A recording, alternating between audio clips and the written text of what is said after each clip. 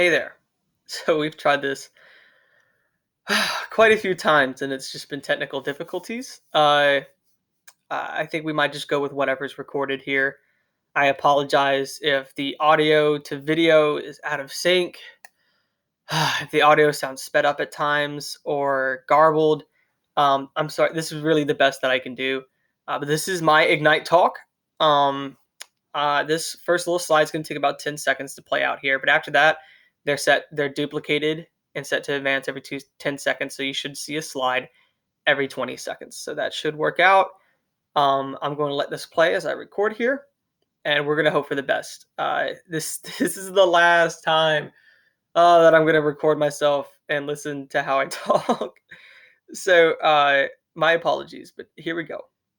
So we're going to let this play out. As soon as the next slide starts, uh, we'll begin. All right, so I'd like to share a moment of weakness with you. To err is to teacher, right? And we are human after all. I find that sharing those mistakes, that humanity, is a real teaching moment. We're supposed to share our successes, but I think that success often starts with failure. So not too long ago, as I worked on this Ignite talk, it was about 10 p.m., and I'd hardly gotten any work done that day. It was time to work now. I had my laptop out, my materials ready, my fiance next to me watching Gilmore Girls on Netflix. Everything was there, but I couldn't bring myself to work. I watched Gilmore Girls till midnight, and I got a phone call from my brother whom I talked till 1:30 in the morning. And this sounds like a nightmare, right? I mean, it was. I don't even like Gilmore Girls. I hate it. In fact, the thought of doing work, there was this magnetic pull, something that said in me, anything but this. Being a teacher, as I've come to learn, is being an expert in many fields, many skills, a jack of all trades. If you're weak in one area, it shows. The chink in your armor, which observant students will come to recognize. This whole past year has been tough, and I've worked on improving many areas of my teaching, but if I'd say there were a pair of Achilles tennis shoes that I had, they'd be organization and procrastination. Talk to any of my professors, and they'll have a woe or two involving deadlines to share about me. This has always been an embarrassing obstacle, but I managed it for years. Sometimes too well for my own good, because it seemed at times like I was getting away with something. Uh, it's like the risk you take when you're driving on empty and you always manage to find a gas station. So, however much I felt the pressure from my supervisors and my natural desire to make great grades, nothing made me sadder about my habits than my falling behind for my students. There'd be moments in class that I was ill prepared, I didn't take the time to fully think out a lesson, or I didn't bother to ask for help. Things always turned out okay because I'm quick on my feet, I'm very adaptable and witty, I knew the material well, and my mentor teacher had my back. But students notice, and even if they don't, you know you could be doing better for them. Uh, it was earlier this year that things had to change. I had to change. I was going to do justice to this program and to my students. My situation was getting more drastic. I missed my deadline for NTPA, falling behind on all my weekly and monthly plans. I took a long, hard look at myself and what was causing my bad habits. I searched some symptoms online, as you shouldn't do, and found striking results with things like being hyper focused, easily distracted, and what do you know? Procrastination and organization. So first, I needed to get organized, have a plan. My fiance helped me to get a planner to plan. I've never owned a planner in my life. We mapped out everything I had to do in the next few weeks, by what time I had to do them, work on things, and get things done in times that I didn't go insane in the process. This is something that allowed me to follow one of the pieces of advice that I found, which is to take things which are large and intimidating and break them down into smaller, more manageable pieces. So I felt so much more comfortable knowing that if I just got X done in the day, there wouldn't be this sense of impending doom that made me feel like doing nothing at times, as strange as that sounds.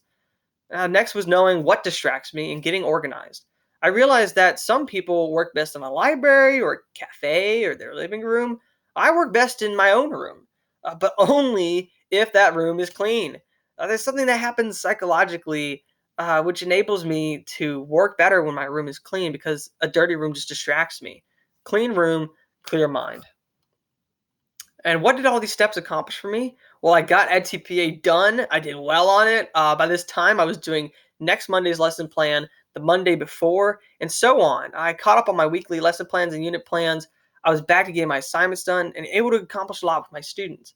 Having this organization and ease of mind freed me up in the classroom. It made planning easier. The extra structure that I had allowed me to breathe more in my teaching and connect more freely with my students. And my students, I was so proud of what my students got done.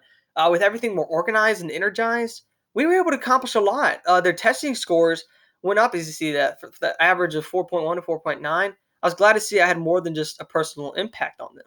But the elephant in the room, COVID-19, hit at a very inopportune time. I finally gained my momentum. We were turning final projects in for our novel, The Great Gatsby. Before all that happened, we had been counseling each of their projects, showing them how to use Canva, make their own memes on Image Flip, and better construct their thematic statements. We had students choose how to visually display their Gatsby themes. You see some of them on the screen here because we wanted them to have agency in the classroom. Many students wanted to paint or build models. Some had already accomplished some of that, but many of them ended up switching to more digital outlets like posters or slides because of the pandemic. Speaking of pandemics and lost momentum, what the heck happened to my teaching? What did I do with this new obstacle? So things went fine at first. I kept to a schedule. I got workout on time. I kept everyone pep with memes on the informative slides I made for them. But things began to take effect, the surrealness of the pandemic. Just raise your hand and give a silent nod if this has happened to you. But my sleep schedule became all out of whack. Days combined into each other. Shoot, I forget what day it was. As I said earlier, it wrecked the momentum that I'd gained. Uh, it was a huge shift in environment, something that was very important for me to not procrastinate and stay organized. I had to be with family, tons of new obligations. But as soon as I realized what was happening, I began to plan again, organize. I set a bedtime and a work time, bed by 12, work until 5. I stuck to it, lunch breaks, social distance walks, and I made up for any lost time if I had to. It'd be weird to say that things are afloat now or that they're even fine, all things considered, but my work is doing well. And I hope that once fall comes and I'm doing my years of teaching at Sweetwater Middle School, that knowing how to design my own work schedule, work online, and stay both motivated and organized will be essential tools for me in the future. What I believe now about teaching is that if you can stay motivated and stay organized with your work, with the right amount of that, two things that are very often overlooked, you can feel free to accomplish anything. Thank you.